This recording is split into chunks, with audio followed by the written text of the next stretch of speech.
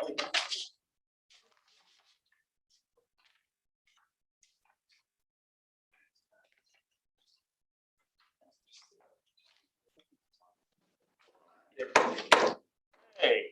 we will call the meeting to order and welcome everyone here this morning. Some of you were with us yesterday for our summer retreat, which I think was a success and very enjoyable, informative day for all of us. We have many new faces in the room. We won't go around to recognize all of the new faces right now, but I do want to recognize two people that are important to the President's office and to the board that are new, and that is the new executive assistant for the President, Kim Lancaster, who is helping guide us through today's meeting. And then even though she doesn't start officially till next week, we have Beth Dillon, who will be the liaison person from the President's office and the board. And we welcome both of them and are very glad to see them on the job. We have two new regents that our first order of business will be to swear them in. And we'll get straight to that. And with that, I get to give the oath of office, which most of you have heard before and is an interesting oath of office, to say the least. But I'll ask Matthew Winiger, our new student regent, and Doris Thomas, and we'll stand up here and administer the oath of office.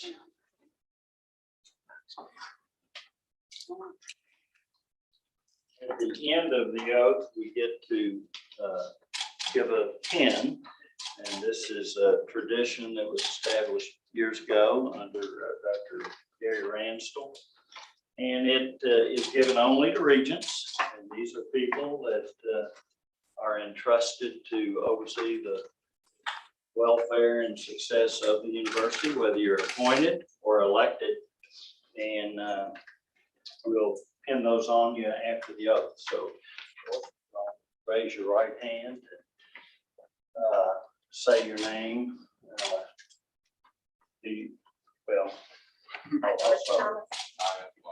Do you solemnly swear that you will support the Constitution of the United States and the Constitution of the Commonwealth, and be faithful and true to the Commonwealth of Kentucky, so long as you continue a citizen thereof, and that you will faithfully execute to the best of your ability the office of member of the Board of Regents of Western Kentucky University according to the law? And do you further solemnly swear that since the adoption of the present Constitution, you, being a citizen of the state, have not fought a duel with deadly weapons within the state, nor out of it, nor have you sent or accepted a challenge to fight a duel with deadly weapons, nor have you acted as second in carrying a challenge, nor aided or assisted any person thus offending, so help you God. All right.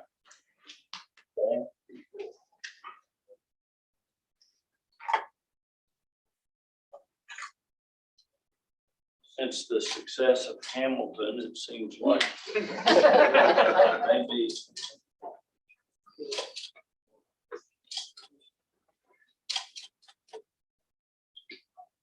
I will ask each of you to guard these pins, as there is expense to it, and if you lose it, you'll be expected to pay for the next one.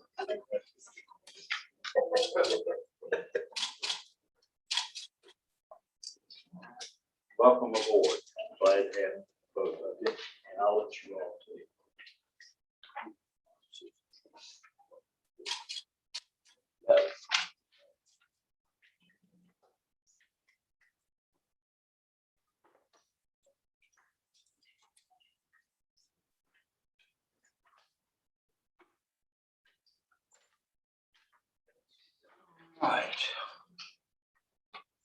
Linda Ball could not be with us today, and due to unforeseen circumstances, she was unable to fulfill her role as Secretary of the Board, and Regent West has graciously agreed to accept that role in her stead.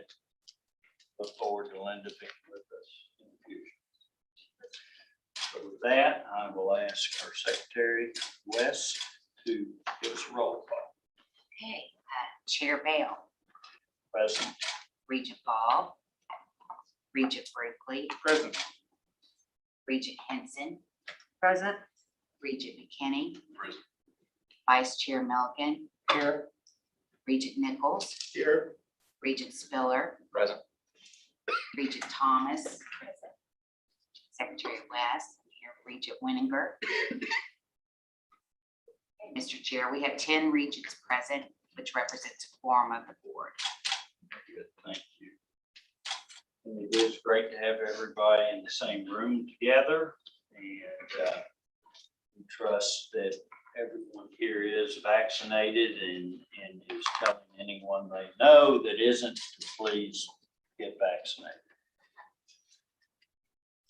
Next item on the agenda is approval of minutes, which you have had in your possession for some time on May 7th meeting. So moved. Brinkley. Second. Second from Regent Milliken.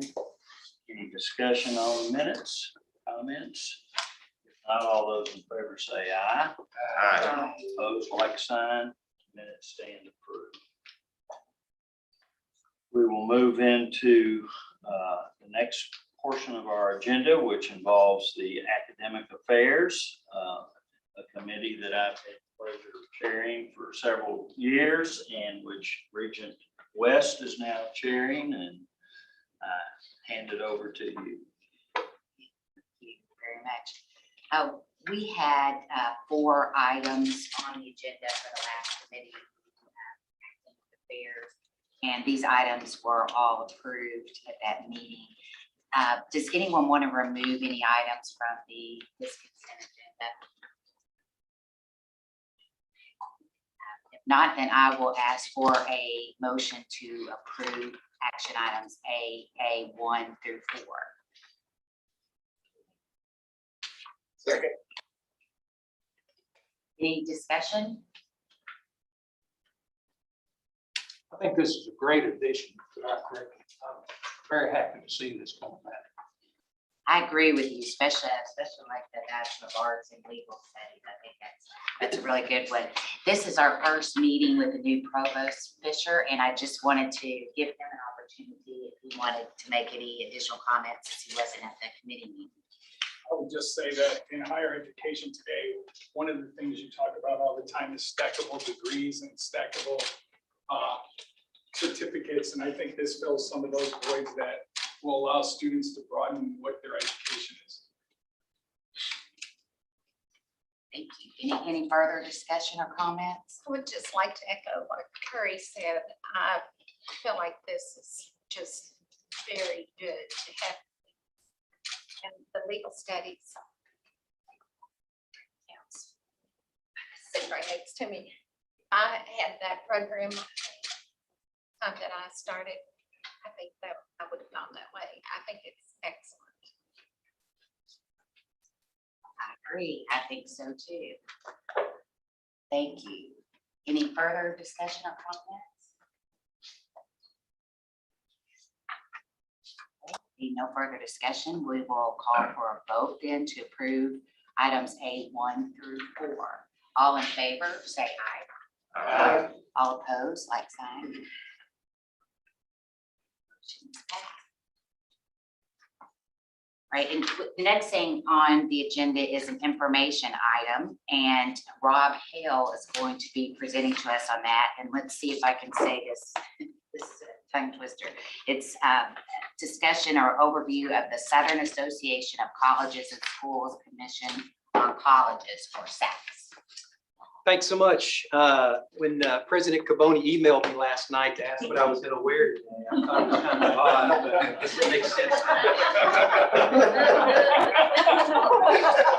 Just wanted to beat him to the punch on the joke. Good.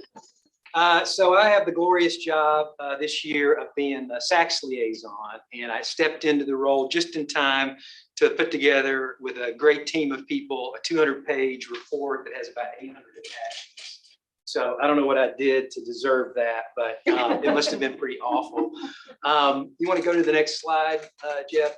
So we had a great team that worked on this. Thanks. We had a great team that worked on this, and I put everybody's name up there. I'll let you read those names, but I could tell you stories about all of these people and the great work that we did.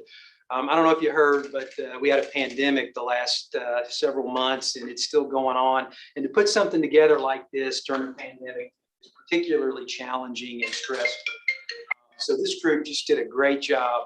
And like I said, I could tell you a story about all of them. A few people that I want to give a shout out to that aren't up there. Jessica Steenbergen, who works in our office, who did a lot of the technical work on this and putting the document together and that kind of work. And then also Tuesday Helbig, who's Director of Institutional Research. Tuesday just does great work for all of us.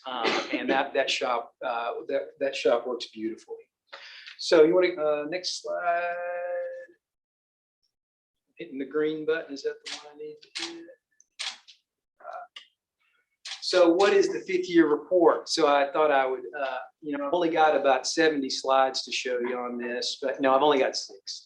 But the first slide I wanted to show you is just what SACS tells us that we're supposed to do with this fifth year report. Essentially, there's a reaffirmation cycle that you go through. It's about 10 years, and they do a really smart thing. And I won't say SACS does a whole lot of smart things, but this is one of the smart things they do, is they have you do a preliminary report that covers some of the more challenging standards of accreditation that you're supposed to talk about. And so we did our 200-page report. We did those hit those standards, and then we got our result, which was great.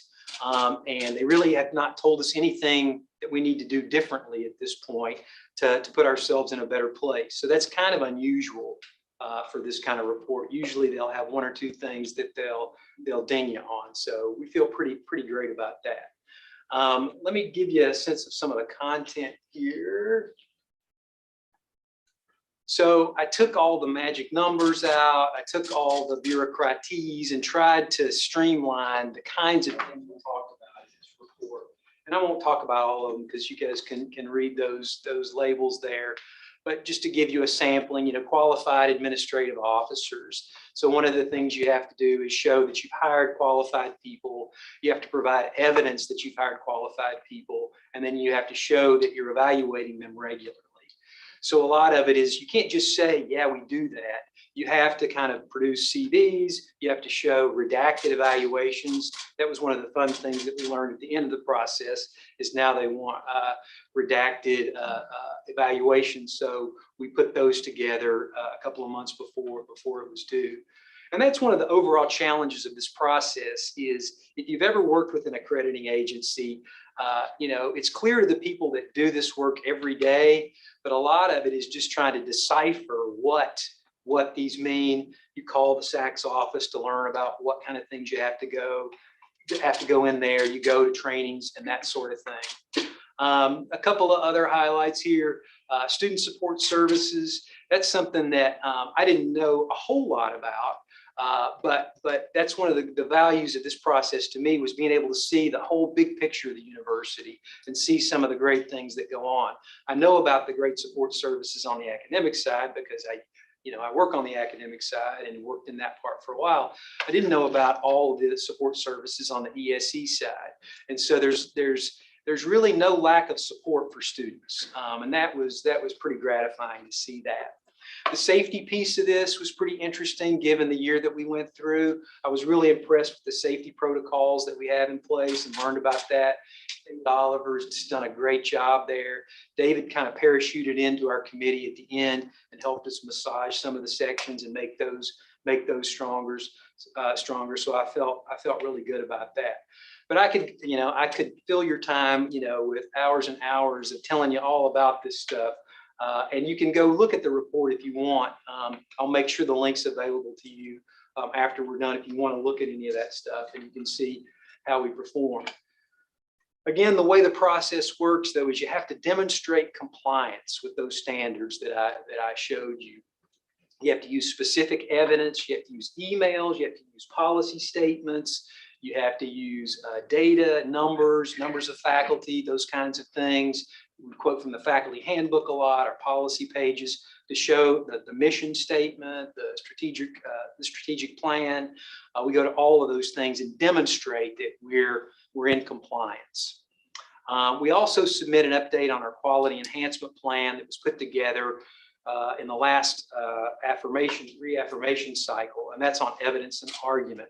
Molly Kirby and Stacy Wilson led that effort, and so we just report out on what happened with that. So what's next? We got to form a committee for our 2025 accreditation report and visit. It's a much more comprehensive report that we put together. The SACS folks, the SACS committee come here. They, take a look at the place. They interview people on campus to make sure that we're in compliance. We have to develop another quality enhancement plan. We got to figure out what the topic is going to be for that. We have to ensure that all of our units are aware of the implications of the process and review our policies in light of best practices. Because, things evolve over the years. We've improved a lot of things. We need to make sure we document that and that's clear to everybody. The big thing I think we need to try to do is to make the process meaningful. And that may sound obvious, but there's a real checkbox mentality that can kind of happen with an accreditation report, right? We've just got to get this daggone thing done because we don't want them to take away our accreditation, and we certainly don't want them to take away our accreditation. So we'll check the boxes that we need to check, but it's also an opportunity for us just to get better, right? The standards, you look at them sometimes. If you don't look at it regularly, it's like, oh my gosh, we got to do this. But if you think about it and we get the units really thinking about what this means, it can be an excellent lever to help us get better. We got to start collecting data and ensure that we have the needed data for 2025. So we're going to start rolling. We're going to form the committee in the next month or so and get cracking so that we don't have to rush at the last minute. So we have enough time to do this and make it meaningful. So that's the big goal.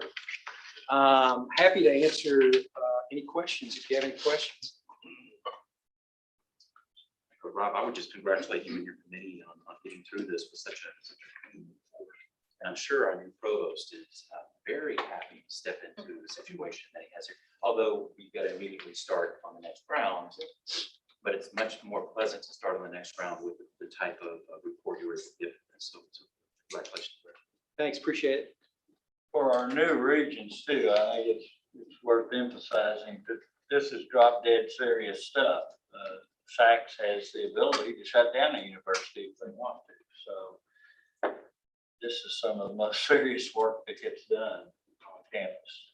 Chair Barrow, if I may, this work is underappreciated. I might say unappreciated by the institution a lot of times.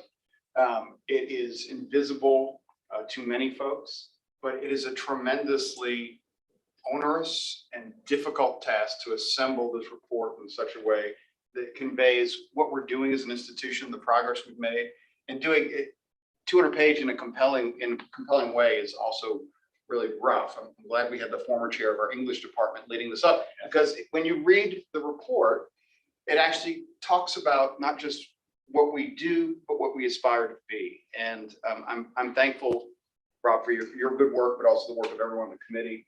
And to get through this process with no questions or revisions is remarkable. So congratulations to the whole team. I'm thankful for everything. Thanks.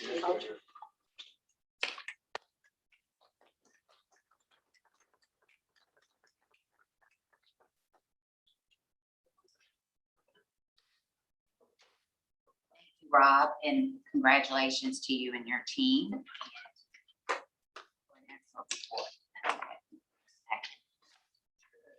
Thank you.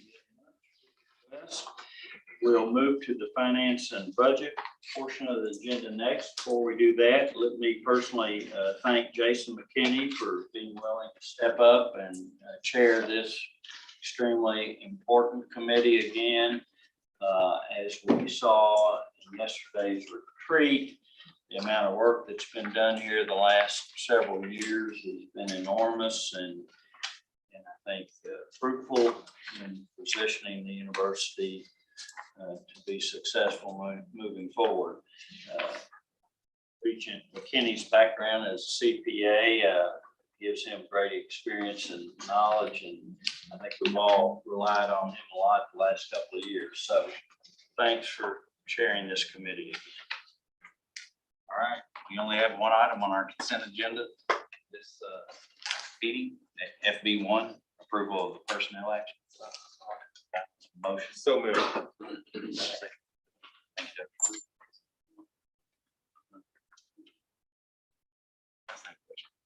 Does anybody have any discussion related to FB1? Hearing none, I'll call for a vote. All in favor, say aye. Aye. All opposed? Like sign? All right, motion passes. We have Jesse Napier here to give us a presentation and an update on our internal audit, where it is, where she found as she's been digging in. Morning. Good morning. Thank you all for giving me some time this morning to provide you on an update of where things are at with the internal audit function. Just to start off, I know there are many other new faces in the room, so I'll provide just a quick introduction. My name is Jesse Napier. I'm a certified internal auditor. I started as the director of internal audit in just a little over a month ago, so mid-June. Had such a great internal. I'm brand new to the Hill.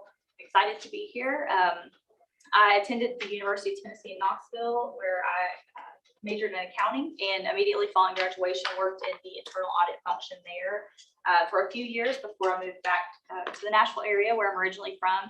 And from there, I went to Vanderbilt University and worked in the internal audit function there for the past 4 years prior to becoming director here at WKU. So as I said, I'm excited to be here. Look forward to working with each of you moving forward. So today I'm just going to give you a quick update on what I have been doing, I guess, for the past a little over a month. Give you an update on where things were left off by the prior audit team, some things that are currently in process, and then just take a glance looking forward and some plans for the upcoming quarters. So as you all know, the office has been vacant for some time, a little over a year. And so when I started, I just tried to sort of pick up where the prior team left off. There were a few projects that were completed by the prior audit team that have not yet been presented. So I wanted to just touch base on those starting out. Okay, so as I mentioned, by the prior audit team, there were 2 reports finalized, and those 2 were the staff termination procedures review, and this one was, as it implies, was a look at the staff termination procedures. This review resulted in just one recommendation that was assessed to have a moderate or medium risk ranking. And this finding really just had to do with updating some policy revision or making policy revisions and the development of some additional policies, a recommendation to just consider those. So that one has been, as I said, issued and final. So I'm working with the process owners to kind of obtain an update on that one. And the next one was the President's Travel and Entertainment Audit. And this, the scope of this one was specifically the fiscal year 2019 expenses. This is an annual review performed by the Office of Internal Audit. And this one resulted in just one low risk rating recommendation. There were also a couple of draft reports and memos. So the work was completed on these projects, but these have not yet been issued and final. As there have been some personnel changes in a couple of these areas, I'm just working with the process owners to ensure they're aware of the work that was done, provide them with a final version of the report, and talk through those recommendations with them. So I'll be providing an update on this at the October committee meeting. All right, so now moving to some things that are currently in progress. So as you all probably know, I'm working through the annual risk assessment process. I wanted to touch base on sort of the purpose of this process and the way I'm planning to go about it this year, and then also the results that will come from this assessment. So I'll just throw in a caveat as well. If you have not yet had a chance to take a look at the risk assessment questionnaire, I believe Regent McKinney distributed this to the board. If you all have a chance to look at that, I would greatly appreciate your participation in this. It involves collecting information from not only the Board of Regents, but also university leadership, including the president's cabinet.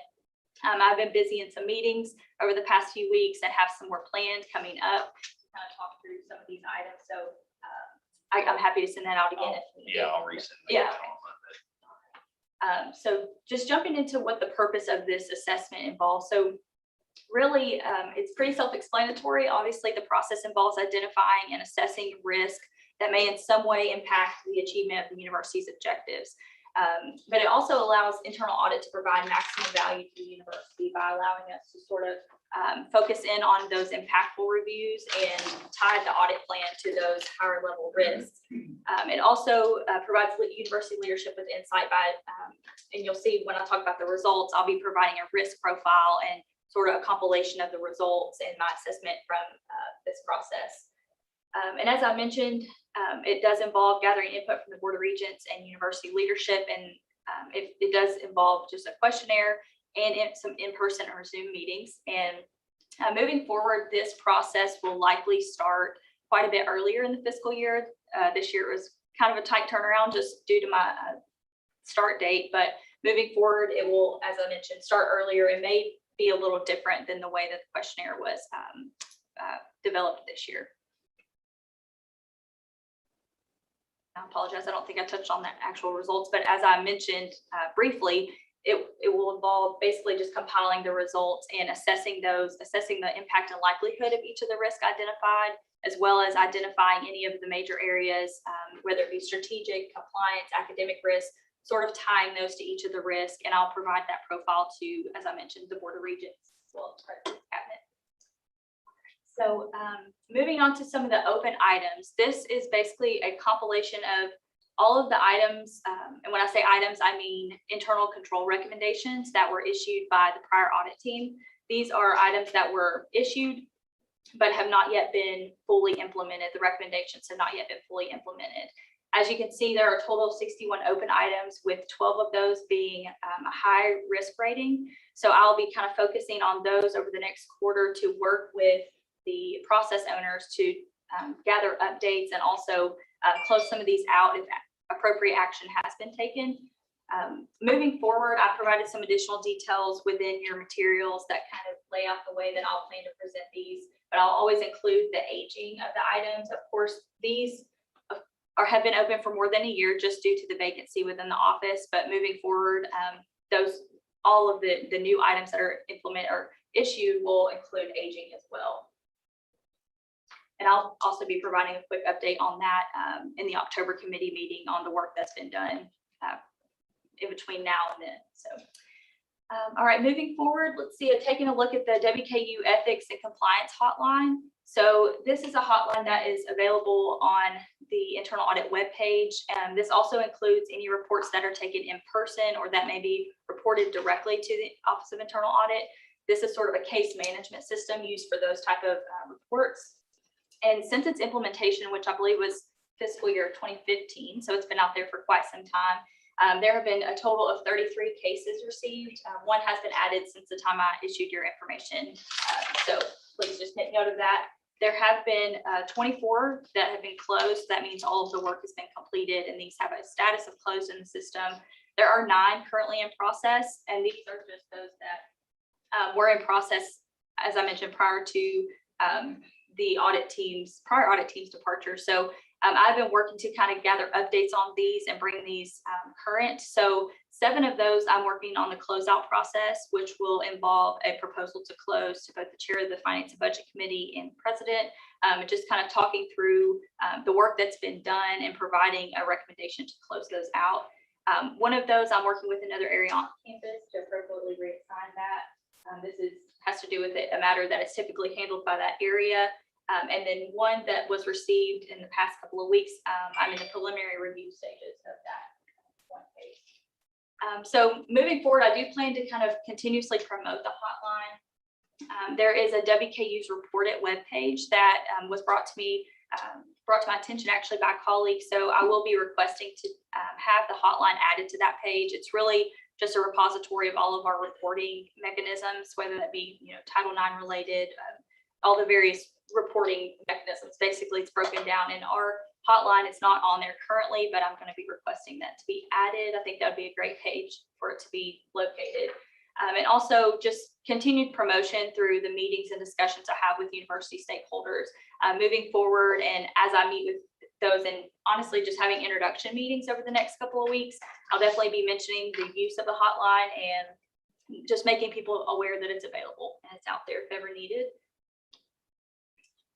And taking a look ahead, so the fiscal year 22 audit plan, I plan to present this at the October committee meeting.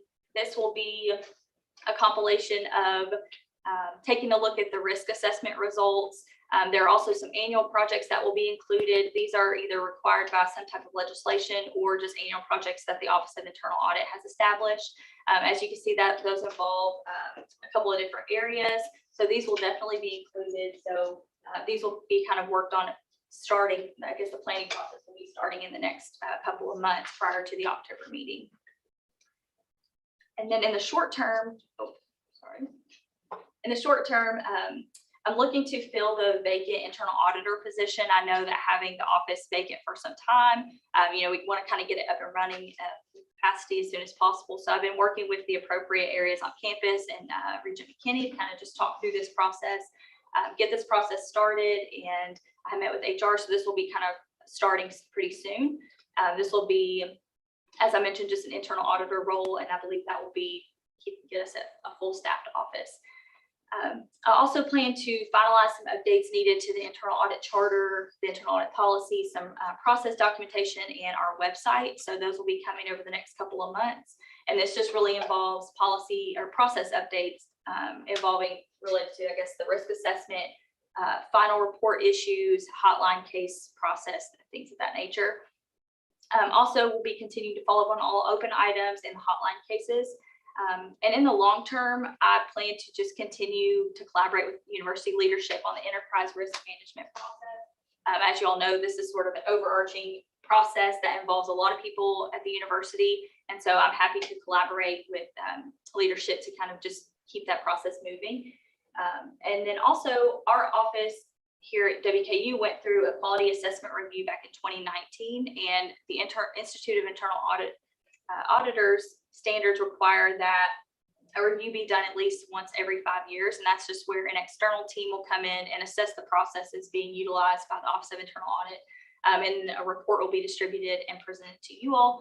And then I will continue to just make improvements based on those recommendations. So looking forward, I hope to have that planned for probably 2024. That will be the 5-year mark. So potentially 2023 and 2024, it just takes quite a bit of preparation to get ready for that. So, and then the last thing I've got on my slides here is an annual confirmation requirement. As I mentioned, the Institute of Internal Auditors has a set of standards, and within those standards, it requires that the chief audit executive report to the board and confirm to the board on an annual basis, basically the organizational independence of the internal audit function. And we do meet this requirement as I report functionally to the board and administratively to the president. So thank you again for allowing me some time this morning to provide an update, and I'm happy to take any questions that you all have. Just given that there are folks who might be watching, what is in the room, what is that hotline? I'm gonna put you on the spot. What's the hotline telephone number in case anyone has a reporting? I realize I'm putting you on the spot as I'm asking the question. Yes. Do you know what the number is? I do not, but I know it's on our website. There we go. So if somebody has Yes. something to report, they can go to the website to find the telephone. Yes, yes. Very good. It is on, I believe it's on one of the main pages. I know right there, you can report anonymously or you can provide your information, but there's actually an online form that you can fill out if you prefer to report that way. What's that website? Yeah, the Office of Internal Audit. Google it. Webpage. Google it. Any other questions? Just I have a question. Yes. Welcome. Thank you very much. Thank you. Long time. Yes. We've been waiting for you. I don't know why you were waiting. Yeah. We were waiting for you. After your initial assessment to what you just presented, Yes. Is there anything that bothers you, that you have a concern about? And I realized he put me on the spot, so I put some memories. But I mean, you got a lot of work because of things. And it looks like you're getting it organized and all, that's great, but also like, okay, I got this organized, this is what I'm gonna report, but now when I go home at night, I'm like, if there isn't. Well, I would say, I mean, honestly, just taking a look back at the year we've had, there's obviously a lot of impacts, not only specifically to WKU, but higher ed institutions across the country, as we all know. That's obviously front of mind, and really just as you mentioned with the hotline cases and things like that, there are a few reports that obviously I'm working through to make sure the appropriate people are involved. Those are probably, high priority on my list, as well as following up on some of those high open items. I wouldn't say anything in specific other than, just like at any institution with any major changes that are happening. I know we've just lost a lot of great institutional knowledge. We're sad to see them, quite a few people leave on June 30th, but I know we've got a lot of new faces around. And so I plan to kind of meet with each of those and work with the new people to kind of just understand. Really, I love the risk assessment process because I'm able to gather input from those that are out there actually doing the work and seeing things day to day. But so far, gathering information, there's nothing that just strikes me as, keeps me up every night or anything like that. So I appreciate this question. It's worth noting that we didn't used to have this person for years, and it wasn't an easy position to fill, and so I compliment Chair McKinney and President and others that were involved in hiring you, and we're glad to have you. Well, I think I speak for everybody in saying that we're glad to have the position filled and the update on where we're at. Look forward to some of the updated reporting that you're giving us. I really like seeing the items in the aging and the priority or the risk of each item. So any other discussion or questions for Jesse? All right, thank you, Jesse. Thank you. That's all we have for finance budget. Okay. Thank you very much. And we will move on to Chair Henson and Student Affairs. Thank you, Chair Bell. Dr. Logan, you ready? Yes, We ma'am. had students here today. We're doing, our only item is an information item, and it's from the Spirit Masters. And I understand the ladies have been practicing and they're ready.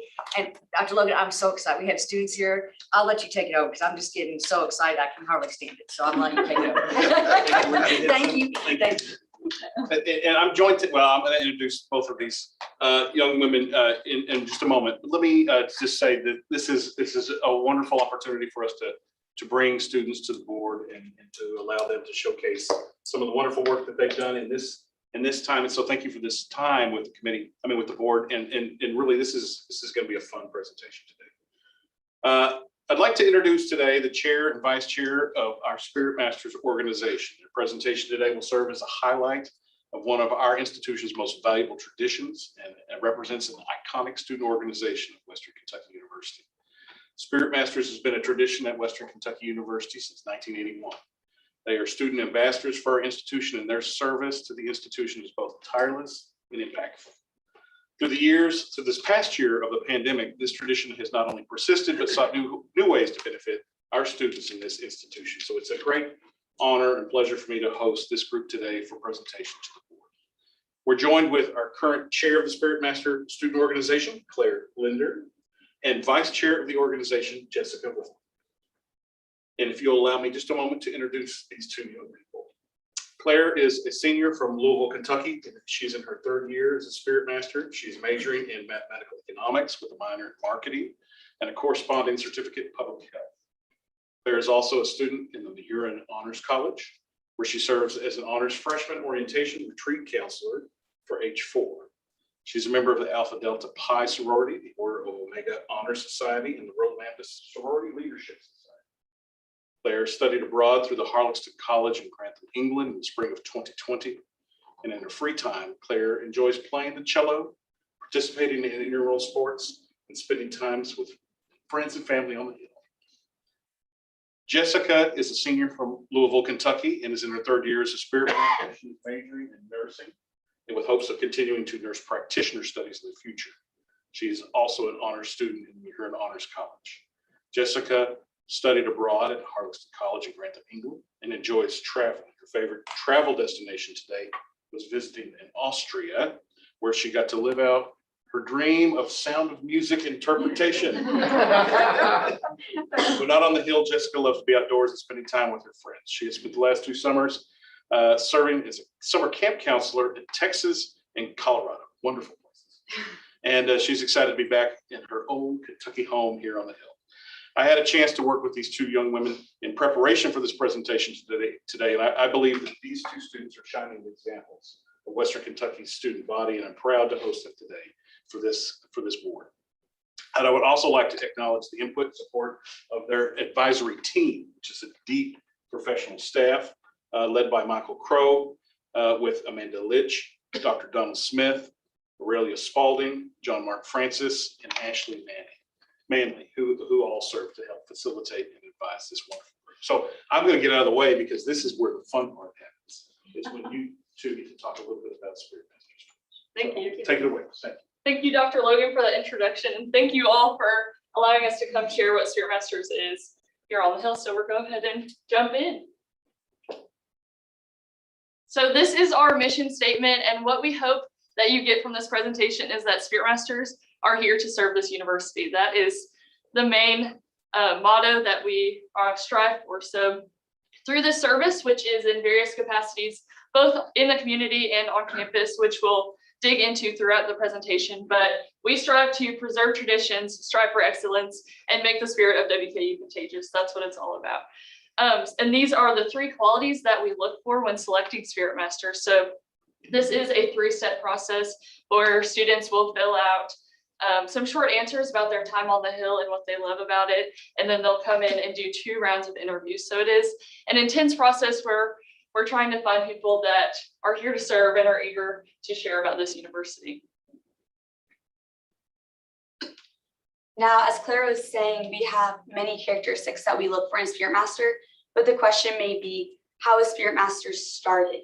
Spirit Masters was started in 1981 by Dr. Carl Kell, and we actually have the honor of him joining us. If Dr. Carl Kell could stand for us.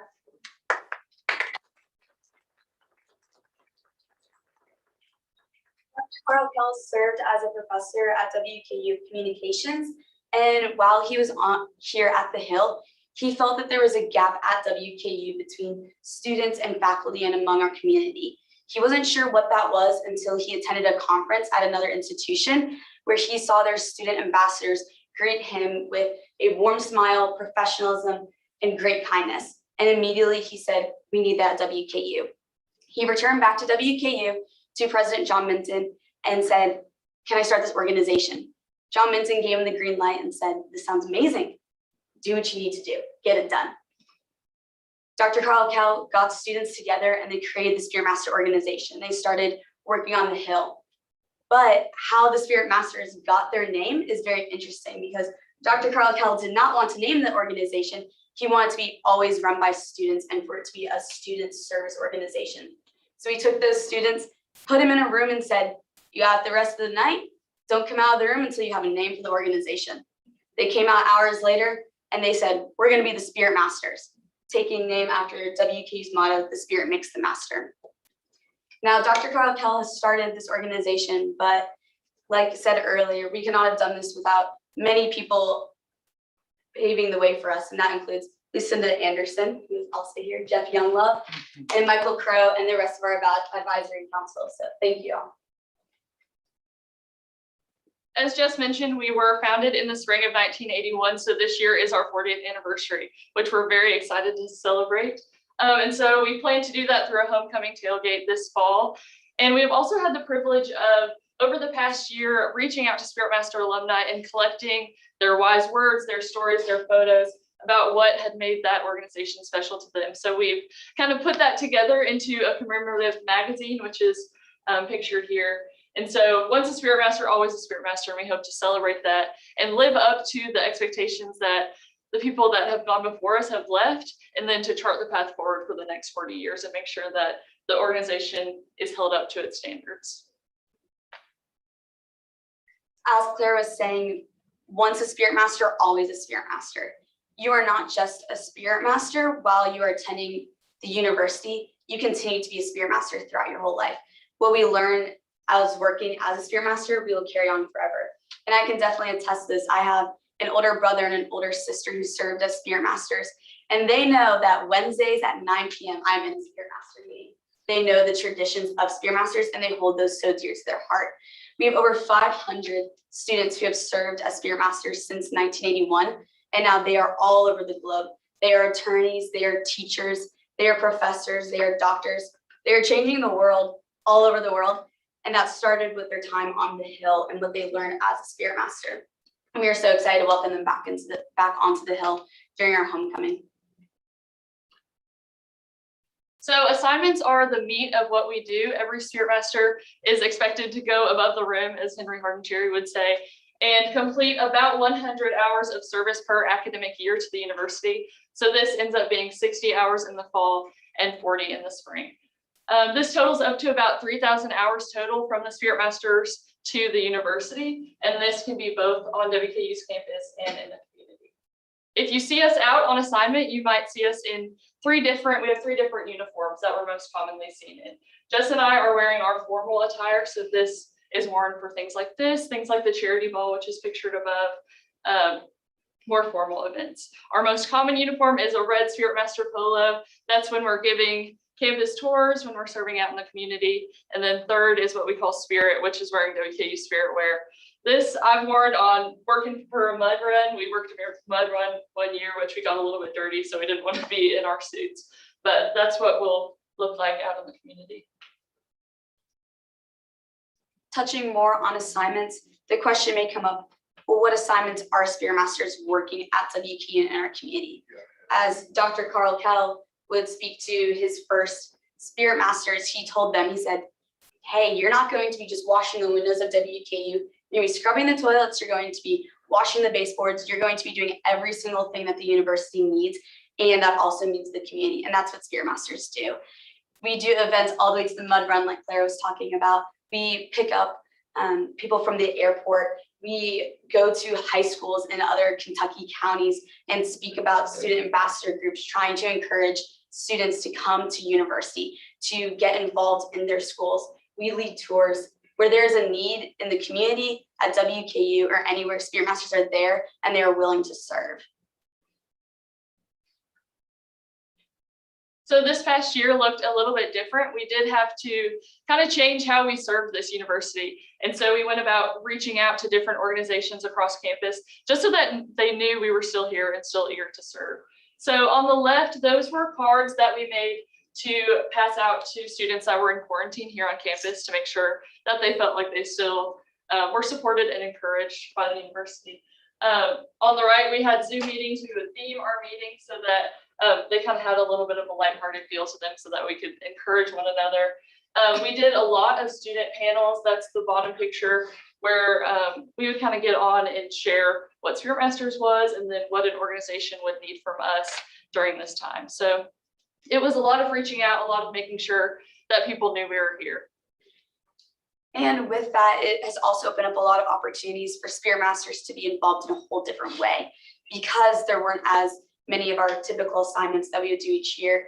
Now we are branching out. We are helping with football recruiting, we're helping with baseball recruiting. We have done virtual tours all across campus. We're meeting the need where WKU is. And in order for us to do that, we really had to build the unity among Spirit Masters as well. Because during these hard times, especially in this past year, we wanted to make sure that Spirit Masters felt encouraged spiritually, mentally, and physically. And those are ways that we wanted to make sure every Spirit Master felt among our organization. And how we did that is we even created a buddy system when we came back on the Hill. Each Spirit Master was paired with a new Spirit Master each week, and they were to either get a phone call with them, encourage them, hear about what their week was, or get a meal with them. We want to make sure that Spirit Masters always felt encouraged and unified by our organization, because we needed to make sure that we were unified to be able to reach the rest of the university. So as we kind of have seen where we've come from, we are also looking forward into how the Spirit Master organization can grow and evolve and continue to serve to the best of our ability. So one of our new initiatives it was started this past year, but ISEC has these people called navigators, which are kind of mentor ambassador groups where we will meet with them and they share with us what they do, and we can share with them how we serve in our capacity. So it's definitely a give and take, and it's been really encouraging to talk with them and learn how we can best represent every aspect of the university. So we're looking forward to growing that even more in the coming year. Next is Topper Directions. This is brand new for us this year. We're starting, it's the first and second day of school where we, along with other faculty and staff and student groups across campus, will kind of camp out and make sure that first year students on the Hill know where they're going and feel like WKU is their home, so they're not getting lost on the first day of class. So we're excited about that. Another thing we are wanting to implement is a getting to know WKU's registered student organizations. As Spirit Masters, we don't want to only represent what Spirit Masters are involved in. We want to make sure that we are representing all students in all WKU very well. And something that we have been working on is creating an educational pamphlet binder type thing for our Spirit Masters, so that if they are giving a tour, if they are meeting someone on campus who wants to be involved in a certain organization or group and we're not familiar with them, we'll have all that information of where are they located, how long have they been here, how can someone join that. We want to make sure that we are representing the whole university, well as if we are student ambassadors. And then lastly, this is a fun one. We're wanting to create a Spirit Master senior tradition. Spirit Masters is founded on traditions. We also want to make new traditions. We have come up with some ideas, maybe a time capsule or singing the fight song all across campus. But if anyone ever has any ideas, please let us know. We are very open and we have the year to think about it. So I think one of the most special things about Spirit Masters is the traditions that we have. And so one thing, this is a quirky one. So roll call, every meeting we try to do roll call in the shortest amount of time possible. I think our record is 6 seconds. So we're looking to shave off some time on that one this coming year. Wednesday nights at 9, every Spirit Master knows that is sacred time. We have a meeting every single week at the same time where we go through what the upcoming assignments are, what's going on in the university, things that Spirit Masters should be aware of, how we can grow, what things we need to work on, things like that. Meet Me on the Hill is after Spirit Masters are selected. They are called by the incoming chair and vice chair to say that they've been selected, and then they'll say, meet me on the hill at midnight. And so all current Spirit Masters and the new ones will go up to Cherry Hall at midnight, sing the fight song, introduce themselves, and celebrate being a Spirit Master in the upcoming year. Other things that we do are big little red reveals, and each Spirit Master will have an assigned new incoming Spirit Master so they can share these traditions. We can continue the professionalism and how Spirit Masters has been for the past 40 years and make sure that we are training Spirit Masters well. So each Spirit Master will have someone to look up to if they ever have questions. Another thing that we do is we like to celebrate holiday parties together. We have this saying that we are a family, which is a Spirit Master family. So we celebrate holiday parties together. We carve pumpkins at Dr. Smith's house. We do Christmas cookies with the Dr. Caboni. We want to celebrate and be a family together and be unified always. We always have an end of the year banquet as we welcome in our new incoming Spirit Masters. And we say a bittersweet goodbye to our seniors that are leaving us. But it is a joyous occasion as we can reflect on what Spirit Masters has done in the past year and how we can continue to move forward. And then the greatest tradition that I think is after each and every meeting of our Wednesday meeting at 9, we always end singing the fight song. No matter how tired we are, if we have exams in the morning, every single person has to stand up and we sing the fight song all together, and that's how we end every single meeting. These are some quotes from some current Spirit Masters. We just reached out and asked them to share what being a Spirit Master means to them. And I think this is the heart and soul of the organization. It's made up of people that love to serve, people that love this university, and just want to share it. That's what we do. You can kind of see some keywords. It's about community, tradition, heart. It's life-changing. It's foundational. The things that we are learning are things that will carry through to the rest of our lives and to our careers. And hopefully we'll stay on the Hill as time goes on, so. I know we've shared a lot of information, but if anyone has any questions, we would love to answer any. How many are there currently still? We have 26 currently. Our numbers range anywhere from 25 to 32, kind of depending on the year. I must say, it's always fun to have students here with us at this meeting, but I think of the forensics team students and now you all and think, wow, what was I like at age 20?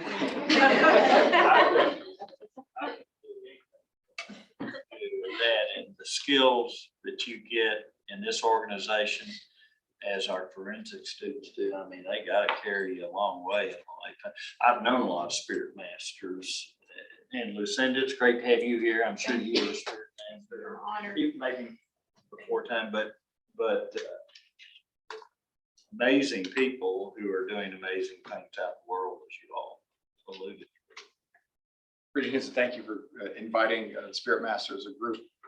And Kel, thank you for being here. On one of my congratulatory notes I received from Professor Kelly, told me several good pieces of advice, but the most important one that I remember well is make sure you keep the Spirit Masters close.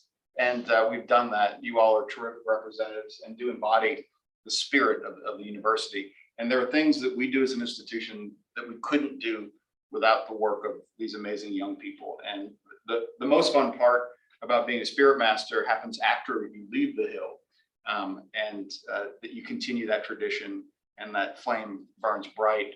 And the folks that have been in the organization, and Lucinda, thank you for all of your work to steward them over the years. They are the best ambassadors for this institution. And they all recall their time on the Hill in a way that I've not seen in other alumni groups. And so thank you for the work you do, and thank you for the work you'll continue to do after you leave. Anyone having more questions? I would just like to commend them as well for a great presentation for the whole program. I think it's wonderful. I'm very proud that I have a daughter that was in the program, and I'm very proud of your daughter. but I'll also tell you this, and I think that goes with it. Lucinda's a very, very special person. And my daughter being in the program and being able to work with Lucinda and have the guidance and the wisdom that was shared, what you'll be able to take with you, not just what you do for your communities and your country, but what you will be able to do within yourself. And so very, very proud of the program. Glad it's a part of our family as well and a part of the university. Thank you again. Lucinda, it's good to see you. Thank you. Thank you. And ladies, thank Always you. good to see Dr. Kell. Yeah, Dr. Kell, it's good to see you as well. And Dr. Logan, thank you. And thank you, ladies, for being, it does my heart good to see some students back here at our meeting. I mean, yeah, this pandemic was hard, not having our students in our meetings. I mean, this is awful. So it's good to see you all. Thank you all for being here. Dr. Logan, thank you. Go Tops. Woohoo! Yes, thank you. Now, we did mention, I don't know if you remember me saying, we did mention that we close every meeting with the fight song. Yes. So it only seemed right that we close this presentation with bum, bum, bum, bum, bum. Everyone stand up. Stand up. Stand up.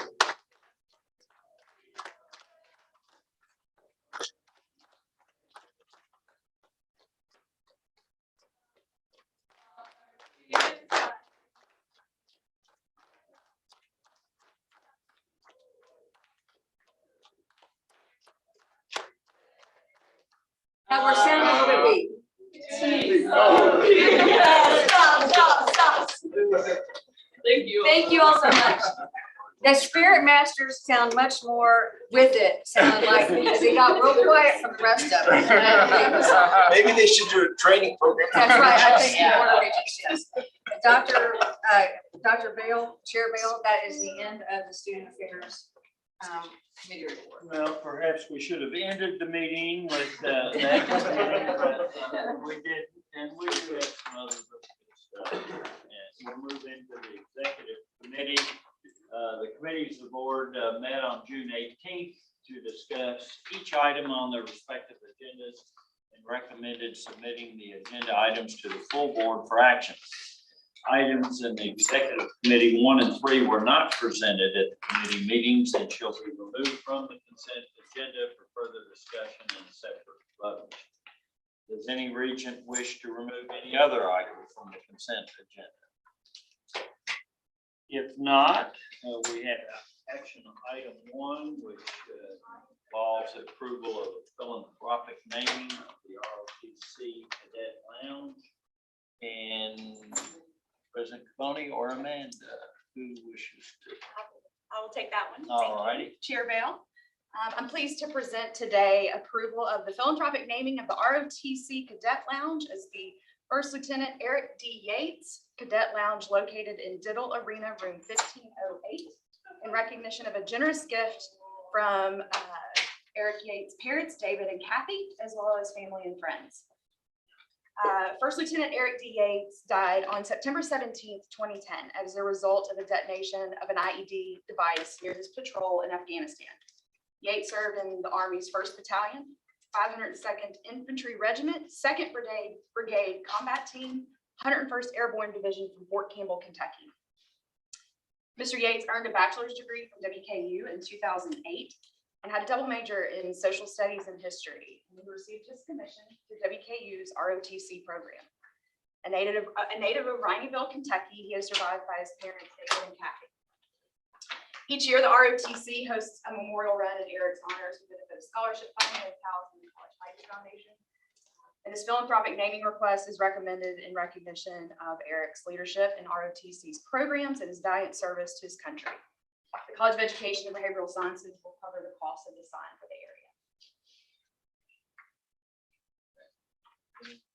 Discussion, comments? Not, I'll entertain a motion for approval. So moved. Motion and a second for approval of naming of the ROTC Cadet Lounge, First Lieutenant Eric D. Yates Cadet Lounge. All those in favor say aye. Aye. Please like sign. We'll go ahead and move on to item 2, which involves the Ted Hornback Club room. Thank you. We have another room in Diddle Arena, room 2009. We would like to request philanthropic naming of the Ted Hornback W Club room in recognition of generous gifts from the W Club members. Ted Hornback was born March 7th, 1906 in Sonora, Kentucky. He was an alumnus, student athlete, coach, and administrator for WKU. Student athlete on the Hill from 1925 to 29. Hornback lettered in 3 sports, basketball, football, and baseball. And he remains the only athlete in WKU basketball history to lead the toppers in scoring all 4 years of his varsity career. Hornback was an assistant coach for the legendary E.A. Diddle. And in 1965, Hornback became the athletic director and founded the Hilltopper 100 Club, which is now known as the Hilltopper Athletic Foundation. In addition to several other athletic recognitions, he was inducted in WKU's Hall of Distinguished Alumni in 2000. He was the heart and soul of the Alumni W Club, and its contacts with Hilltopper alumni letter winners from the time he returned to the Hill in 1938 through his retirement in 1976. Mr. Hornback passed away July 21st, 1997 at the age of 91. The W Club will cover the cost of the signage for the area. I hear a motion. Let me add also that he was a great tennis coach. I enjoyed his coaching very much. Motion. Second. Second, Regent West. All those in favor say aye. Aye. Opposed, like sign. Motion passes. Next item involves changing the name of Northeast Hall. Chair Bale, it is my privilege and my honor to bring this motion and request to the board today. As part of our conversation during the past year, it became clear to me that something was missing from our campus, and that even though we've been around for a long time, there was not a single structure named for an African-American at WKU. And as we think about how we build a community that shows our students and our community what we aspire to be, that was a gap. And so I'm really privileged to ask of you to have an honorific naming of Northeast Hall, to change the name to Monday Hall in honor of WKU's first African-American student, Margaret Monday. She's a graduate of the class of 1960, was a music major and a music teacher, has taught at every school in Logan County. And the measure of a teacher is her students, and she has thousands of them who adore her. She's been inducted, obviously, into our Distinguished Alumni Hall of Fame. And I had a wonderful conversation about her experience here. And I want our students at WKU who walk our campus to see names and symbols that reflect who they are and what they can be. And so Ms. Monday is a remarkable example of the life-changing experience that we have for our students, but more importantly, what our alumni do to transform the lives of others when they leave the Hill. And so once this pandemic releases us, I look forward to celebrating with her, with all of her former students for her work over a lifetime. It's an honor that is well-deserved and for our institution well past time. So with that, I appreciate your approval, I hope. Open floor for any discussion or comments? First, let me commend you and the committee that did the work, and I know we'll get a report on that at some point in time. And the leadership of the president, his recommendation, being a native of Bowling Green, and all the things that many of us as African Americans in this community experienced over our lifetime. We always looked up to the Hill. We always wanted to be a part of that. I'll be honest with you, I didn't know this, that there was nothing here that was named after an African American. Yet, I don't know what it would have been that I wouldn't have known. And so for us to take this action at this point in time, I think is admirable. Long overdue, but I do commend the work and recommendation from the president, and I'd like to make the motion to approve. Second. I'll make a comment too, having served on a committee that's addressed things like justice, equity, diversity, and inclusion over the last year. I think this is but one step. There should and will be others as we move forward.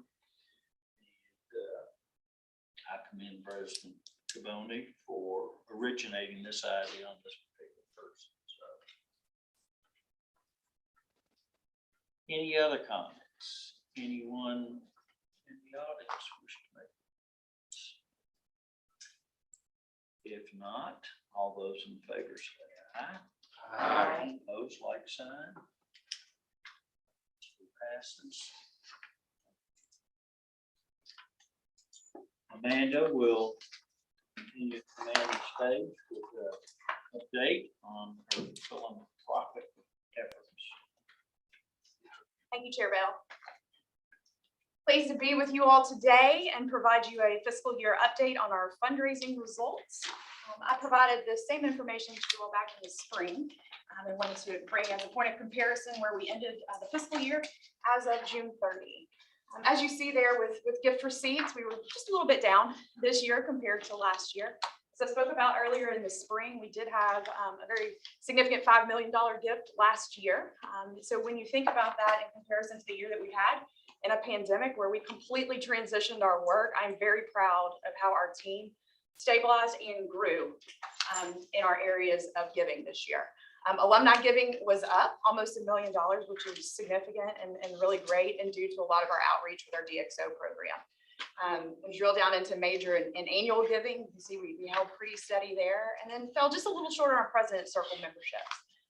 But again, that is a trend that we're seeing nationwide with participation in alumni giving. We also added about $3 million in deferred gift inventory. So what I just showed back there is our gift receipts.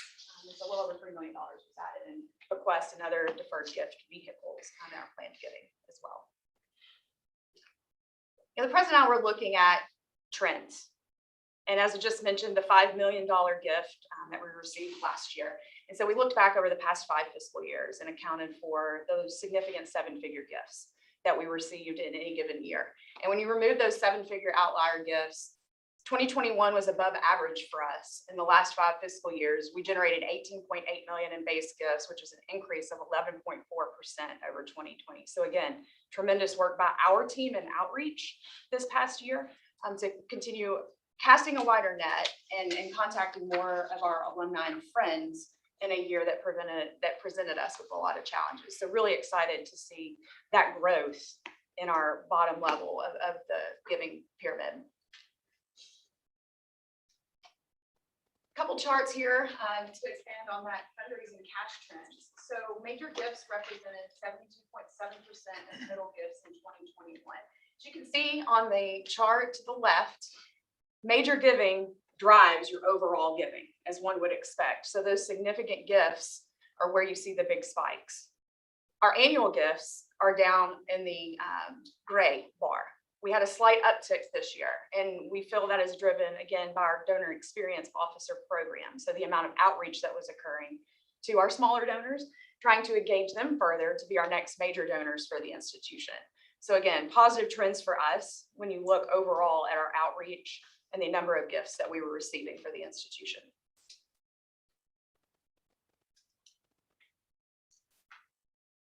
Quick update on our donor experience officer program. You'll have heard me speak a lot about this. I mean, we've seen great success. So when you look at our outreach this past year, almost 2,000 phone conversations. That's two-way phone conversations that happen, and 550 unique visits by 6 gift officers. Every single one of those happened virtually. So we're really excited to think about the growth we can now take into next fiscal year with that virtual program, and then layer back in a lot more in-person interaction with our alumni and friends. What I'm really excited about is when you look at that next block, retention and revenue retained. When you look at I just read a report this week that analyzed calendar year 2018. Donations to charitable causes are reaching record highs, but the giving is done by a smaller and smaller slice of the population. For the first time in nearly 2 decades, only half of US households donated to a charity.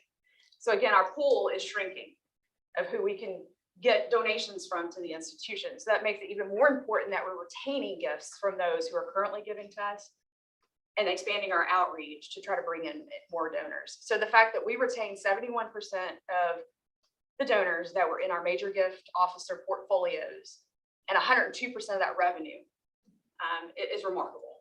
And again, speaks volumes about the great work of our team and their ability to transition in this past year. Solicitations. So 569 solicitations. That was just in a 6-month time period. So again, we're talking about volume. And some of those were $500 solicitations. Some of those were $50,000 solicitations. But the volume is going to help yield stronger results for us as we move forward. I'm really excited to share next with you all a short documentary. EverTrue, the company that we partner with for our donor experience officer program, where you're seeing these great results. There's about 25 institutions across the country now that participate in this program with EverTrue.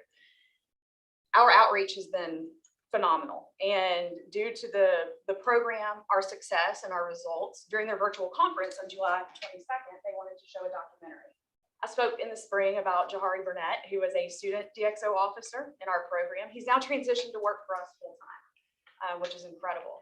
And he met with Wesley Young, a professor from Radford. I'll show you the documentary. I think it's remarkable. I think it shows, it's one example of the outreach that we're doing over and over.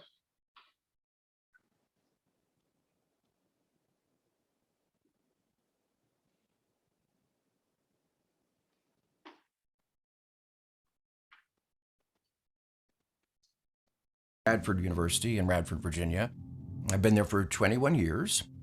I live in Pulaski, Virginia, as a matter of fact, just a short drive from Radford. And I really love Southwest Virginia. Reminds me a lot of Western when I was there. The longer I teach, I start to see the impact that I've had on students.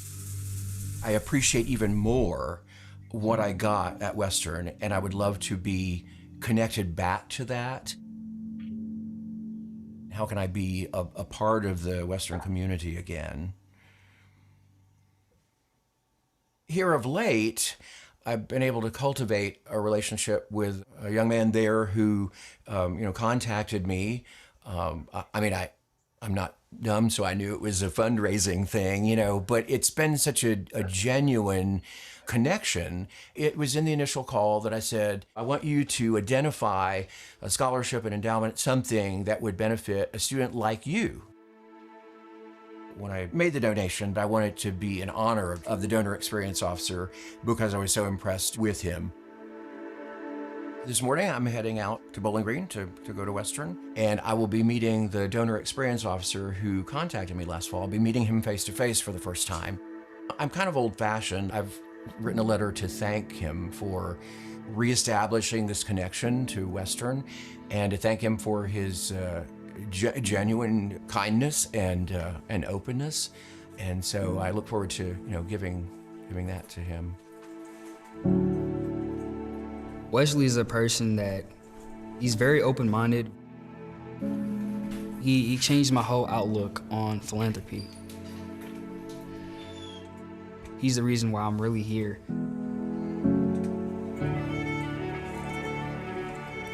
He just gave me a different outlook on what this all means and what this all is.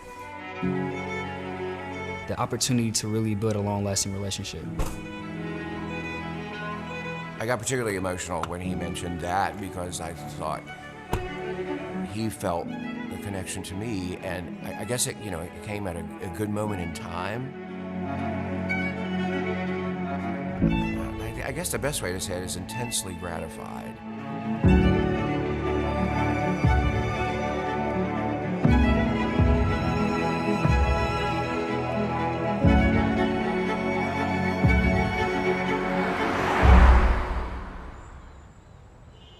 This young man is being hired by Western to work in fundraising. I get the impression it's not something he thought about as a career path. So my understanding is it kind of made him consider that seriously.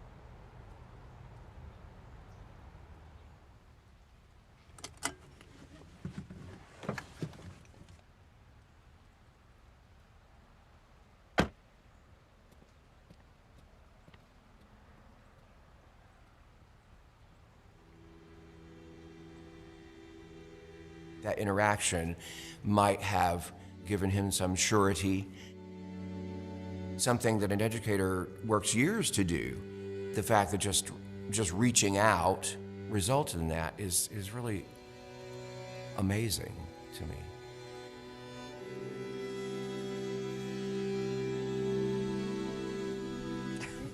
Hey there. How are you? Good. How are you? I'm doing pretty good.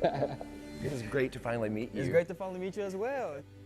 So work's going well so far? It's going great. I mean, it's honestly just a great experience. I didn't think I would ever be here, doing philanthropy, but honestly, I would say for you to even give me the opportunity to pick a scholarship for you to donate towards, that was a huge, wow in itself. And so just based off that conversation, that is what initially got me thinking about philanthropy and wanting to actually really do this full time. I knew something special was happening when you had picked that scholarship. It kind of took me a little while because I wanted to make sure that now that I'm in this position, it's like I want to help people that look just like me, that have a similar background, because I went through these problems. I don't want them to go through the same things. And maybe that can help you in your fundraising career to help people personalize their contribution. Right. In spite of Western being in my hometown, being very proud of having attended here, and I just kind of felt a little unplugged, from the place. You really kind of helped me feel like I have, like I'm part of this community. I really appreciate that you helping bring me back in that way. And, I'll be honest with you, it's going to influence, how I look at giving to Western. Yeah. I just feel like my outlook just on life in general has changed a little bit. I could possibly build a relationship with someone and help someone else. For me, that's something that has really just moved to the top of my list. No matter where I go, I want to be helping someone. You know, I want to be involved within the community. I want to, you know, just help people, whatever the case may be. And so I feel like that's how I change, you know, kind of being just more unselfish, I guess you could say, you know. I think I need you as a life coach. When I grow up, I want to be like you.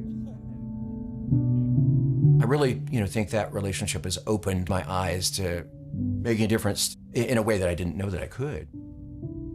And the sharing of our stories, I think, was really kind of helped solidify that.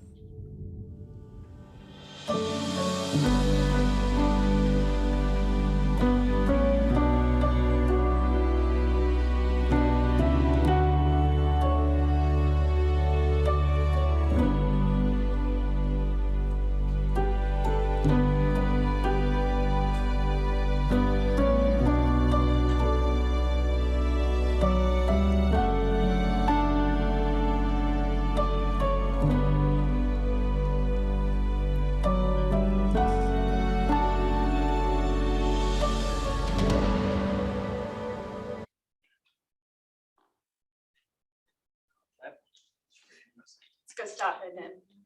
I get teary every time I watch it. Jahari's amazing. We are so honored that he's a part of our team professionally. What else do you say? I mean, we're doing this and it's innovative, it's incredible. We're helping people change lives. And I'm so proud of our team.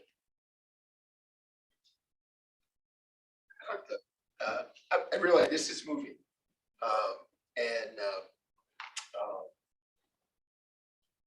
I'm the president of American College of Financial Services, and we offer a professional designation, chartered advisor. I'm actually in the program now. I'm not doing well in the program, but I'm in it.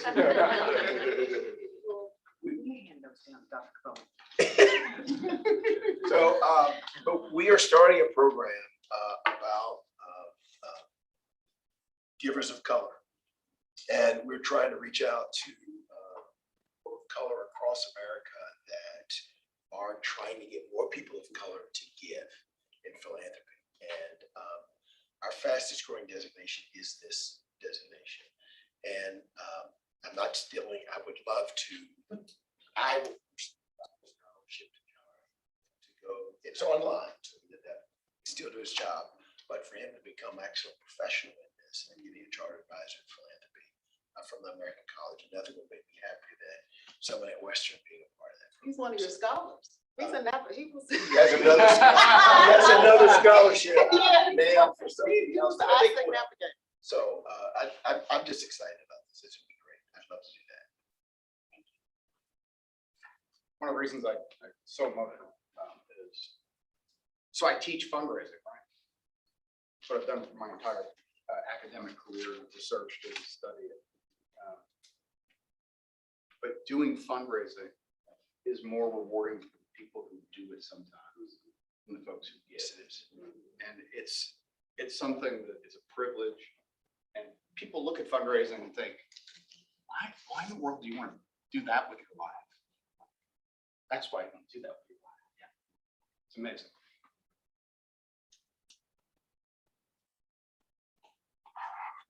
Kudos to whoever produced that too. Evertrue, our partner company, hired a firm out of Louisville, who did an incredible, they were here for 3 days. And it was, I can far and away say that, I mean, that was very genuine.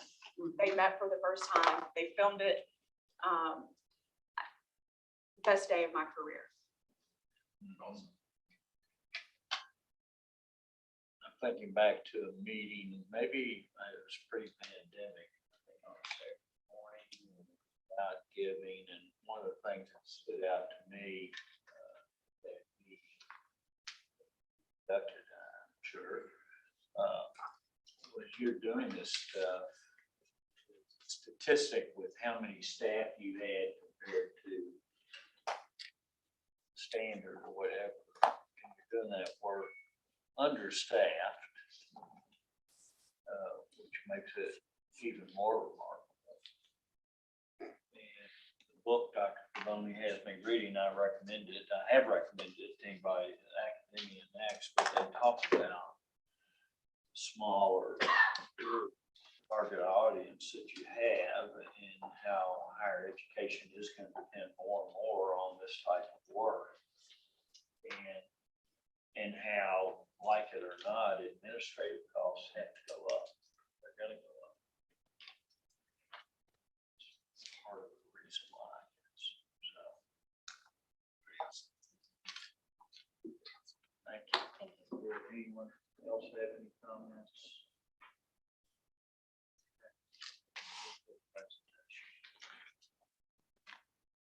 Todd Stewart. Wow, the NCAA. Complicated, the vertiginous life of Todd Stewart. You gotta read his. Well, I knew we were last on the agenda. I did not know we'd have such tough acts to follow here. But really a great day. And as always, I would just thank you for the opportunity to be in front of all you. It's great to actually be in person in front of everybody. What we thought we would do, we have a video that kind of briefly recaps the past athletic season, the 2020-2021 season. I'll have a couple comments after that. We'll be more than happy to take any questions that anybody may have. And then we have a presentation on the name, image, and likeness, which is really the newest thing in college athletics that is impacting everybody.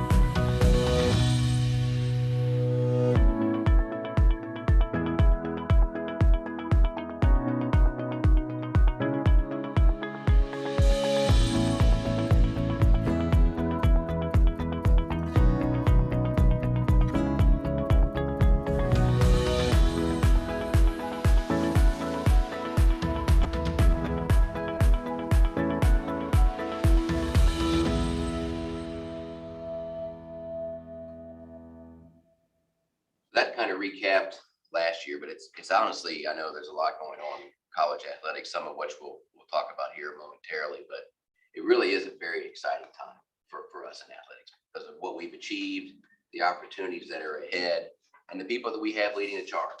And you know, what I really would like to point out and what we're really proud of is that graphic right there, that we entered Conference USA on July 1st, 2014.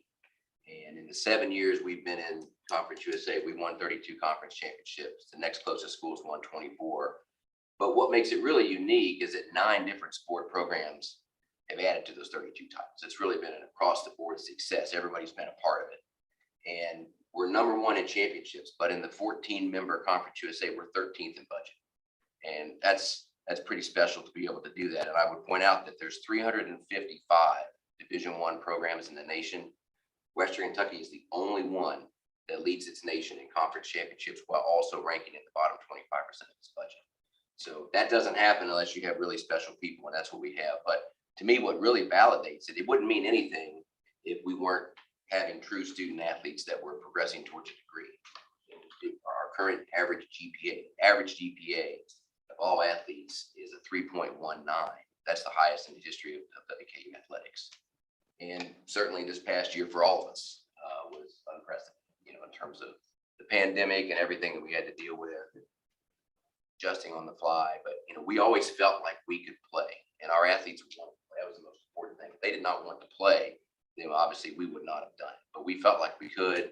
We felt like we had the appropriate protocols in place that would give us a chance to play. And I think the fact that we had 21,000 tests and the positivity rate was less than 1% just shows the total buy-in that we had and that we can. And as a nation, we can do it. You know, we can do this. And I think we feel good about the small part that we play in all of that. So does anybody have any questions about 2020, 2021, or? Any idea what the vaccination rate is now on your student athletes? Yeah, everybody included, we're probably up in the 70% range. You said 3.19 average GPA across the board? Yes, sir. That's the average GPA of all 300 plus student athletes. Great. Looking forward to welcoming a topper to Philly. Yeah. Just want you to know, I'm now looking to season tickets. The process works. Glad to have them. Hopefully you can get that 70% up. That's the goal. Any other questions? Todd? Thank you. Great report. So when people say, you know, how are you all able to do this? It's because of our people. I mean, it really is on the athletic side. I mean, we've got terrific coaches across the board. I mean, they truly are outstanding people in their profession. They recruit true student athletes who are obviously motivated to succeed in their sport, but also to succeed in the classroom. And I'm fortunate that we have an outstanding administrative staff. And the 3 up here, which I'll introduce here in a second, are on my senior staff. The far left is John McCammon, who oversees all of our compliance matters. Olivia Higgins oversees all of our marketing and ticket operations. And Zach Greenwell oversees all of our communications and brand strategy. And these 3, I cannot overstate. They have done a phenomenal job with everything related to name, image, and likeness, which is what we'll explain here in a second. But this is the newest thing to college athletics. It actually became official on July 1, and that is that athletes can now make money off of their name, image, and likeness. But these 3 were in the weeds going back 4 to 5 months ago on this. They interviewed multiple companies before we chose the one that we went with, Influencer. And as a result of the time that they put in, when this became official on July 1, we were ready. We were totally ready for this, even though it may have seemed to be new for some people. We were ready, and the biggest beneficiary of that was our athletes, because when this went online, we were ready. So I'm going to turn it over to them for all the heavy lifting they did. And they'll kind of explain what name, image, and likeness is. Yeah, so appreciate the opportunity to speak with you all today. Sorry, I'm going to be a little pirate-ish because I had eye surgery a couple weeks ago, so trying to read some of the stuff is a little tough, so I'm squinting a lot. I may just close one eye and hold this over. Johnson, you can't hit the curveball right now. Yeah, not yet. The curveball's going to hit in the eye, and I hope not. So we're really going to just define it. Our student athletes are really benefiting from this, as Todd said. So what is name, image, and likeness? So we've kind of gotten it broken down to what name, image, likeness, and some of our examples here. So, I mean, you can read there, name essentially is what it is. I mean, it's your name, it's your initials, it's things. You hear the best example, or one of the best examples, and Todd loves this, is the TB12 for Tom Brady. Tom Brady uses that as his primary logo. Tiger Woods, the TW that he always wears on his hat, things in that regard. You hear of their name. It doesn't have to be their whole name. Serena, you think in the tennis world, Serena Williams. Everybody knows who Serena Williams is in the tennis world. So your name in regards to identifying you in that way. Your image is just a picture of yourself. Not pretty basic. And we've used Charles Bassey a lot. There's a picture of Charles. That's his image. That's an image of him. And then a likeness, or defined as a physical, digital, or other depiction. A lot of people know that Jumpman logo. That's Michael Jordan. But that's a likeness of him. That was a picture taken when he was dunking a ball. But that's him, and that's a lot of things that we have from that standpoint of what their likeness is. So our student athletes are being able to monetize or promote themselves using those three areas in trying to promote themselves and maybe promotional activities. And then the promotional activities, again, to promote their commercial endeavors of any entity, including media. So using social media, going out into the community, whether it's a commercial, doing a commercial for a local business, things like that. That's what they can do. So we do have a short video here that we're going to show that introduces what we're doing on campus or in the athletic department with our student athletes. Billy Tom of Western Kentucky, the furthest you've ever taken this program. And look at him run in traffic. Ty Story, touchdown. Going out like that, that's awesome. Being able to share it with these guys, it's been awesome. The energy from the fans, and it was great.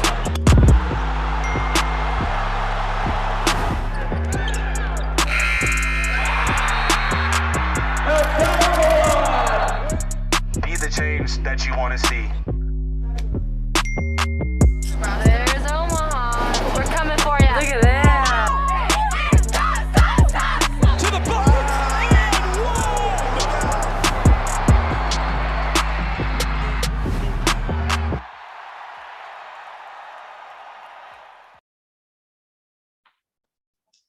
So as you can see there, we branded our NIL program as Climb, powered by Influencer Plus. What we really want to talk about today is what Influencer is, the company we partnered with.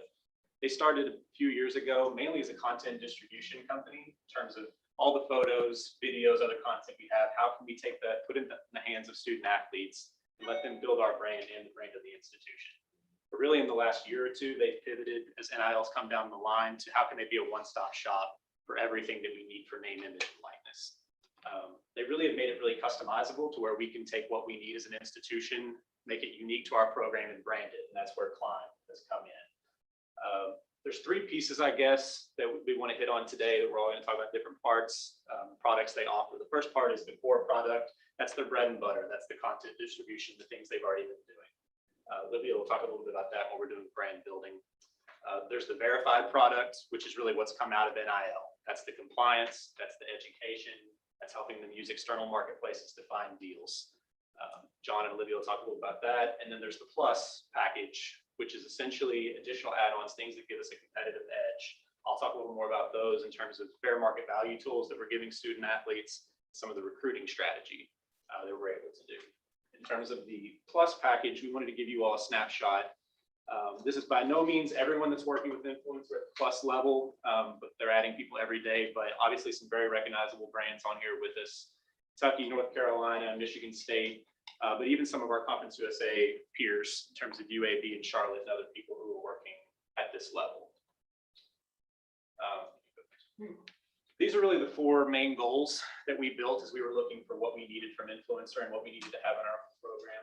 Building your own brand, being able to educate yourself, finding opportunities, and knowing your worth. And so we knew we wanted everything that we had to be able to fit within that in terms of what Influencer could offer us. So I'll kick it over to Olivia. She'll talk about building your brand in the core package.